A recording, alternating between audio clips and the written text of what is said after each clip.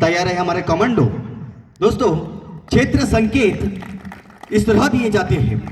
तो युद्ध के मैदान में प्रायः विभिन्न संकेत बोलकर देने के स्थान पर बिना आवाज किए अथवा सांकेतिक पक्षियों की बोली में या सीटी बजाकर किए जाते हैं। अधिकतर संकेत विभिन्न प्रकार से हाथ हिलाकर या राइफल दिखाकर दिए जाते हैं। बेआवाज संकेत देने पर आप शत्रु का ध्यान अपनी ओर आकर्षित किए बिना अपनी बात अपने साथियों के साथ वह कह सकते हैं। और यदि युद्ध छिड़ चुका हो तो उसके शोर में ध्वनि संकेत प्रायः कठिन होता है। क्षेत्र संकेत 3 प्रकार के होते हैं। पहला है हाथों द्वारा संकेत, दूसरा है शस्त्रों द्वारा संकेत और तीसरा है सीटी द्वारा संकेत। तो पहला संकेत देखते हैं हम, हाथों द्वारा संकेत, हैंड सिग्नल। तेज चल, तेज चल, लेट जा, लेट जा, जैसे थे, जैसे थे, आगे बढ़, आगे बढ़, फैल जा, फैल जा, पीछे घूम, पीछे घूम, थम, थम। इसके साथ अगला जो संकेत है वह शस्त्रों द्वारा संकेत है। यह संकेत देने के लिए राइफल का प्रयोग किया जाता है। राइफल को विभिन्न स्थितियों में पकड़कर एवं हिलाकर यह संकेत दिए जाते हैं, किंतु उसे चलाया नहीं जाता। उसमें है गोलियां खत्म, गोलियां खत्म, शत्रु कम संख्या में, शत्रु कम संख्या में, शत्रु बड़ी संख्या में, शत्रु बड़ी संख्या में। शस्त्रों क्षेत्र संकेत के बाद हम बढ़ते हैं सेक्शन फॉर्मेशन। अब ये सेक्शन फॉर्मेशन होता क्या है? तो युद्ध के समय शत्रु सेना पर अधिकतम गोलाबारी करने, उनकी गोलाबारी की दिशा पहचानने और उससे बचाव करते हुए अपने सेक्शन पर पूरा नियंत्रण रखने की दृष्टि से विभिन्न प्रकार की सेक्शन फॉर्मेशन यानी संरचना बनाने की जानकारी होना अति आवश्यक होता है। प्रायः सभी सेक्शन संरचनाओं में दिन के समय जवानों के मध्य परस्पर 1525 गज की दूरी होना अनिवार्य है। इसके साथ साथ जवानों को एक सीधी लाइन में चलकर टेढ़ी मेढ़ी यानी झिकझाक लाइन में चलना चाहिए।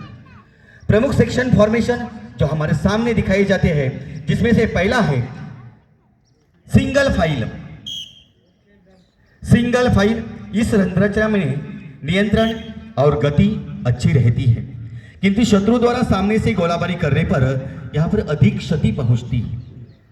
यह संरचना दर्रे और सांकरे रास्तों से गुजरने के लिए यह उपयुक्त होती है और आपके सामने दिखा रहे हैं हमारे एनसीसी के कैडेट्स सिंगल फाइल फॉर्मेशन। उसके बाद अगला फॉर्मेशन है फाइल फॉर्मेशन। फाइल फॉर्मेशन, ये फॉर्मेशन की संरचना देखिए और उसकी उपयोग जो है, इस संरचना में नियंत्रण अच्छा रहता है, किंतु शत्रु द्वारा सामने से गोलाबारी करने पर क्षति अधिक होने की यहां पर संभावना रहती है। यह संरचना सड़कों और जलधाराओं के किनारे पर चलने के लिए अधिक उपयुक्त होती है और इसके लिए उपयुक्त लाई जाती है यह संरचना फाइल फॉर्मेशन। File formation. इसके बाद अगली है डायमंड फॉर्मेशन और डायमंड फॉर्मेशन के लिए एनसीसी के कैडेट्स डायमंड फॉर्मेशन।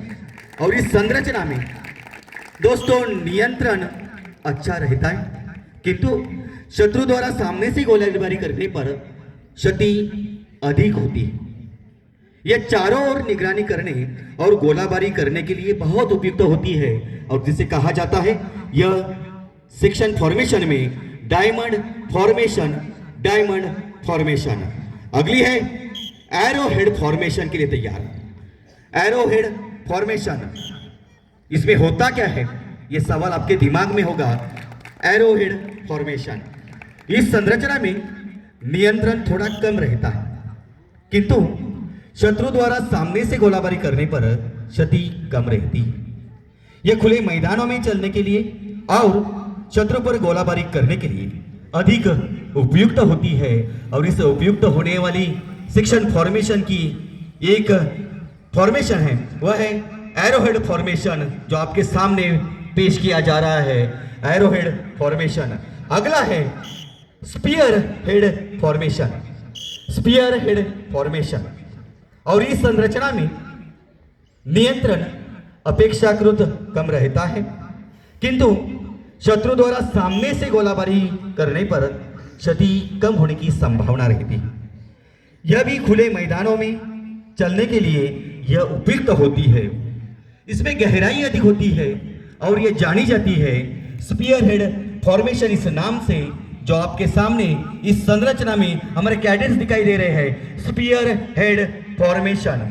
और उसके बाद अगला फॉर्मेशन यानी अगली संरचना आपके सामने प्रस्तुत कर रहे हैं extended line formation. Extended line formation के लिए तैयार हमारे कैडेट्स जो है एक्सटेंडेड लाइन फॉर्मेशन। इसमें क्या होता है तो देखो, इस संरचना में नियंत्रण कठिन और गहराई कम होती है। इसमें शत्रु द्वारा साइड से गोलाबारी करने पर अधिक क्षति होने की इसमें संभावना रहती है। यह प्रायः अंतिम अथवा भीषण युद्ध में यह संरचना बनाई जाती है।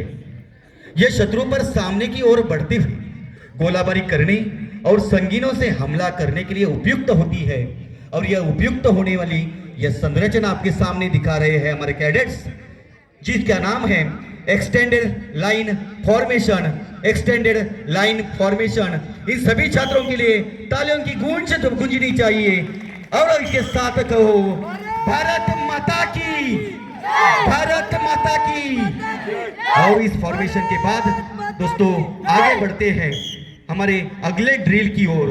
हमारे छात्र अगले ड्रिल की ओर जा रहे हैं। वह कल्चरल ड्रिल आपके सामने प्रस्तुत कर रही है हमारी छात्राएं।